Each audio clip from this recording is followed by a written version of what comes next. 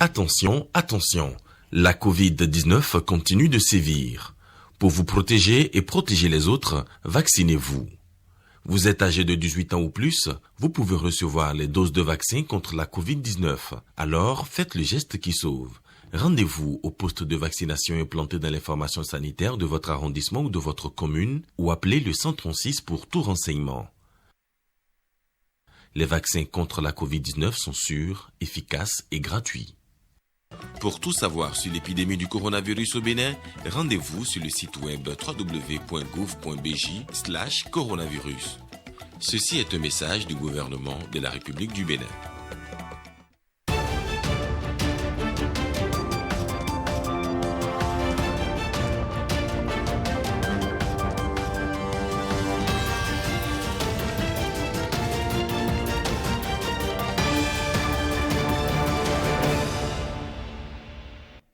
Bienvenue aux 19h, bonsoir à tous. Une délégation conduite par la deuxième vice-présidente de l'Assemblée nationale nigérienne, Hadiza Seini, était en audience ce lundi au Palais des gouverneurs à Porto Novo. Reçue par le premier vice-président de l'Assemblée nationale béninoise, Robert Gbian, la délégation dit être porteuse d'une invitation pour le président du Parlement béninois, Louis Vlavounou. On écoute Hadiza Seini au micro de Nathalie Doris Owolabi. Nous sommes porteurs d'une invitation du président Seydou Oumarou, président de l'Assemblée nationale du Niger, pour demander à son frère et ami, le président de l'Assemblée du Bénin, d'assister à l'ouverture de la session budgétaire 2021 et aussi un message de salutation et de fraternité. C'est le 27 septembre l'ouverture de la session. C'est la première session budgétaire et c'est tellement important pour nous que on s'est dit qu'il faut inviter le maximum de présidents d'institutions pour venir, pour échanger avec nous, pour faire de la diplomatie parlementaire quand même un outil de rapprochement entre les peuples. Nous sommes en Afrique. En Afrique, c'est toujours la sympathie, le respect et l'estime qu'on a au président et à nos frères. C'est pour cela qu'on ne peut pas venir les mains vides. Il faut amener le cadeau. Le cadeau, c'est la croix d'Agadez du Niger. Une croix qu'on remet aux gens qu'on estime beaucoup. Pendant ce temps, le président de l'Assemblée nationale, Louis Vlavounou, était au camp militaire du 5e bataillon interarmes de Dassa en fin de semaine. Le premier responsable de l'institution parlementaire est allé apprécier de près la formation de ceux qui ont à charge sa sécurité et celle des autres députés, mais également évaluer la mise en œuvre des réformes en cours au niveau du groupe de sécurité de l'Assemblée nationale. En session de recyclage au camp militaire du 5e bataillon interarmes de Dassa, les stagiaires, gardes de corps et agents de protection rapprochés en service à l'Assemblée nationale reçoivent une visite et pas des moindres. Ma visite en tant que premier responsable de la sécurité de l'institution dont j'ai la charge est de venir voir de près la formation de ceux qui sont en charge de ma sécurité et de celle de tous les députés. C'est aussi pour me rendre compte de la mise en œuvre des réformes en cours au niveau du groupe de sécurité. Au cours des 2 semaines de formation, les stagiaires vont être outillés aux techniques de protection des hautes personnalités, à l'accoutumance au tir avec les armes de pointe et légères, mais ils vont également suivre des exercices basés sur des techniques d'intervention rapprochées, puis des exercices d'escalade et d'endurance physique. Ce à quoi vous avez assisté brièvement, ça fait partie des nombreuses activités que la garde républicaine mène pour être à la hauteur des missions qui lui sont assignées. Les gardes du corps doivent comprendre que la sueur épargne le sang. Je vous admire en ce moment où, à travers vos sueurs, vous présagez déjà du fait que vous allez nous épargner du sang demain. C'est pourquoi je vous invite au sérieux pendant toute la période de cette formation. pour le personnel d'encadrement et les stagiaires. Cette visite du président de l'Assemblée témoigne de l'intérêt qu'il porte au renforcement des capacités opérationnelles des éléments en charge de la sécurité dans l'institution qu'il dirige. L'importance du numérique n'est plus à démontrer. L'Organisation internationale de la francophonie en est consciente. Et voilà pourquoi le 18e sommet des chefs d'État et de gouvernement se penche sur cette thématique d'actualité qu'est le numérique. En prélude à la rencontre, l'Organisation internationale de la francophonie a demandé à son réseau des ministres en charge de l'économie numérique de se réunir pour analyser le thème retenu et faire des recommandations. Quelles sont justement ces recommandations? Rebecca Kendiahoundé, Jean Nombime et Daniel Ada se sont intéressés au sujet. Réseau francophone des ministres en charge de l'économie numérique, une idée de Patrice Talon. Nous étions le 10 octobre 2018 en Arménie à Erevan. Le réseau a pris corps lors du 17e sommet de la francophonie. Le Bénin a été désigné pour en assurer la présidence et abriter le secrétariat permanent. Aurélie Adam Soulé-Zoumarou prend alors les commandes de ce réseau international. Quelques mois après sa naissance, une première réunion est organisée au Bénin. Elle a permis de faire la structuration et la charte du réseau, ainsi que son plan d'action et ses projets. Cette année 2021, le ERFMEN renoue avec les charmes de Cotonou pour sa deuxième réunion. Pendant 2 jours, Cotonou a vibré au rythme du numérique. 48 heures d'échanges fructueux ponctués de prises de décision en lien avec le réseau et la francophonie.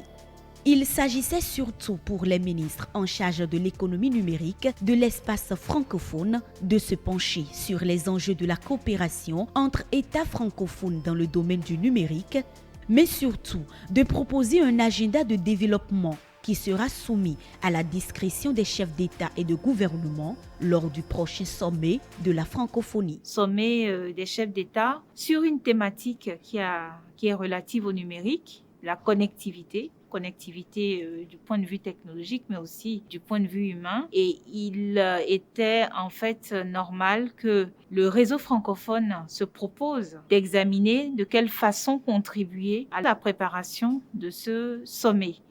Donc nous avons examiné également les sujets sur lesquels nous estimons que l'OIF pourrait entretenir nos chefs d'État dans le cadre de la préparation du prochain sommet des chefs d'État. La réunion de Cotonou a également permis de définir un format de fonctionnement innovant et agile pour le ERFMEN et d'actualiser la stratégie de la francophonie numérique. L'Organisation internationale de la francophonie a décidé en 2012 d'avoir une stratégie de la francophonie numérique qui est arrivée à expiration en 2020. Et donc, il fallait actualiser cette stratégie. Et l'Organisation internationale de la francophonie a sollicité les membres du réseau francophone des ministres du numérique. Donc l'OIF nous a présenté le projet de stratégie que nous avons donc examiné et nous avons fait nos recommandations. Le ERFMEN est avant tout un creuset d'échanges et de partage d'expériences. En la matière, l'élan numérique pris par le Bénin lui a valu admiration et un intérêt dans les rangs des ministres étrangers et experts francophones. Il faut reconnaître que le Bénin, les 5 dernières années, a vraiment connu une croissance très forte en économie numérique, surtout dans les indices aussi. Je tiens à le féliciter, je tiens à le dire. Et nous voyons cela dans l'adoption du numérique par la population, par les jeunes.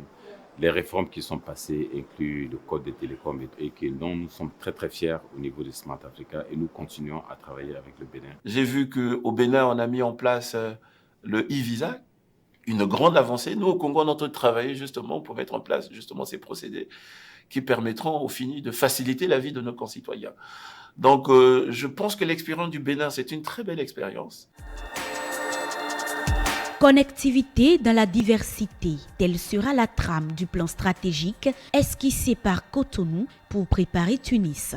À Djerba se tiendra en novembre prochain le 18e sommet des chefs d'État et de gouvernement des pays francophones. Les recommandations issues de cette réunion du RFMEN vont servir de base pour des décisions fortes qui vont impacter chaque pays francophone et même au-delà. Le répertoire des prix de référence désormais disponible, c'est un outil d'encadrement financier qui facilite l'élaboration des prévisions budgétaires. Le ministère de l'Économie et des Finances a procédé au lancement de la parution du document. Le 15e numéro du répertoire des prix de référence est donc disponible. Suivez le compte rendu de la cérémonie de lancement avec Eunice Ballet, Évariste Zomoron et Stanislas Lingbon. Bonne nouvelle pour les acteurs du système financier au Bénin. La 15e édition du répertoire des prix de référence est désormais disponible. Le document figure sur les sites du gouvernement et de la Direction nationale du contrôle financier. Ce document est paru diligemment afin de faciliter l'élaboration des prévisions budgétaires. Son importance dans l'exécution du budget de l'État n'est plus à démontrer et il est le socle du nouvel applicatif appelé SICOREF.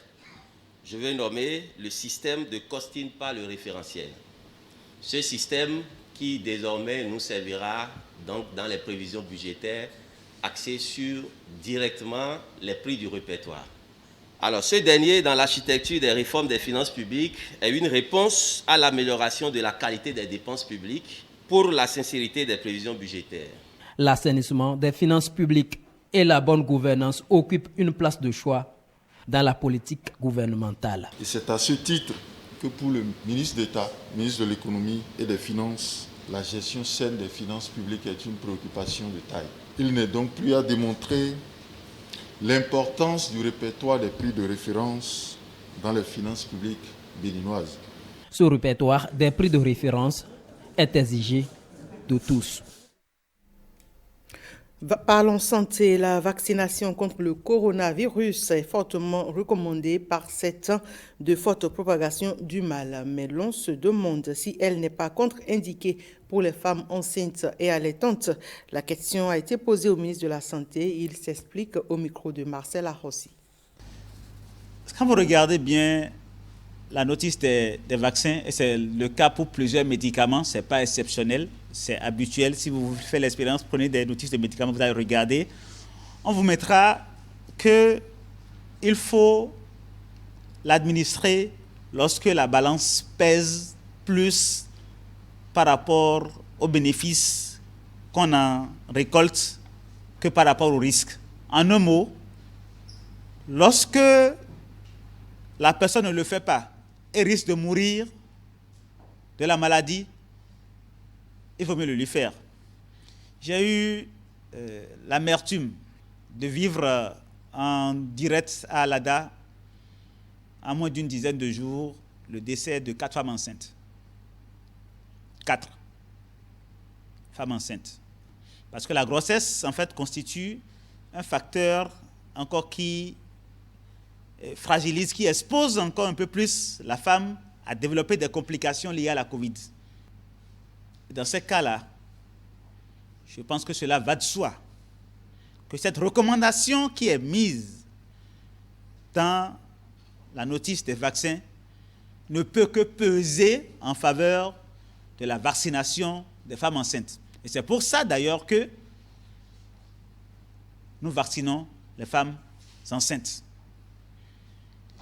Il en est de même pour les femmes allaitantes. Donc, il n'y a pas de contre-indication à ce que les femmes enceintes et les femmes allaitantes soient vaccinées. Montée considérable des eaux du fleuve Mono, un débordement lié à la fréquence des précipitations. L'alerte aussitôt donnée, le préfet de Mono, en tant que président de la plateforme départementale de prévention et de réduction des risques et catastrophes, a effectué une descente à Atiémé, Colomba Mandi, Calvado Aron. Sur le fleuve Mono, la hauteur de l'eau relevée a atteint un seuil critique, 7 mètres sur l'échelle de lecture. L'alerte est au rouge, mais la situation reste sous contrôle, constate l'autorité préfectorale. Nous avons au moins 4 piézomètres ici, et 3 sont dans l'eau. Nous sommes déjà à 7 mètres de hauteur, c'est la lettre rouge chez nous.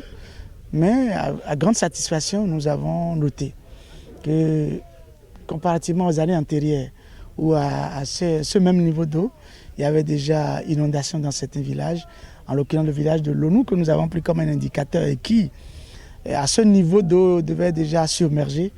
Et à notre grande satisfaction, nous avons noté quand même que la situation reste encore sous contrôle. Ce n'est pas un fait nouveau. Plusieurs localités d'Atiémé, commune riveraine du fleuve Mono, sont inondées. À Taoublo, les informations que nous avons eues font état de ce que ce village est pratiquement dans l'eau. Et à côté de ce village, Adamé, le village d'Adamé, dans le même arrondissement, les cultures sont déjà pratiquement envahies.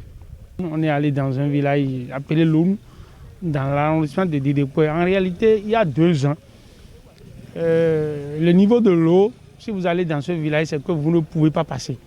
Mais nous avons constaté que ce n'est pas encore complètement rentré dans le village, c'est à côté des cases. Ça veut dire que jusque-là, dans des dépôts, comme cet arrondissement, je le disais, il n'y a pas encore, l'eau n'est pas encore dans les maisons. Mais si je prends l'arrondissement d'Adorou, le CA m'a informé de ce qu'il y a 2 villages là-bas, Guidakoué et Adamé, qui sont des villages à haut risque d'inondation. La veille est permanente selon les autorités. Elles invitent les populations au voisinage du fleuve à redoubler de vigilance au regard du niveau d'eau. Ceci pour éviter le pire. Attention, attention, la Covid-19 continue de sévir. Pour vous protéger et protéger les autres, vaccinez-vous. Vous êtes âgé de 18 ans ou plus, vous pouvez recevoir les doses de vaccin contre la Covid-19. Alors, faites le geste qui sauve. Rendez-vous au poste de vaccination implanté dans l'information sanitaire de votre arrondissement ou de votre commune ou appelez le 136 pour tout renseignement. Les vaccins contre la Covid-19 sont sûrs, efficaces et gratuits. Pour tout savoir sur l'épidémie du coronavirus au Bénin, rendez-vous sur le site web www.gouv.bj/coronavirus. Ceci est un message du gouvernement de la République du Bénin. Fin de ce 19h. Merci à tous de l'avoir suivi. Retrouvez Osia Nouveau à 20h pour la première grande édition du soir.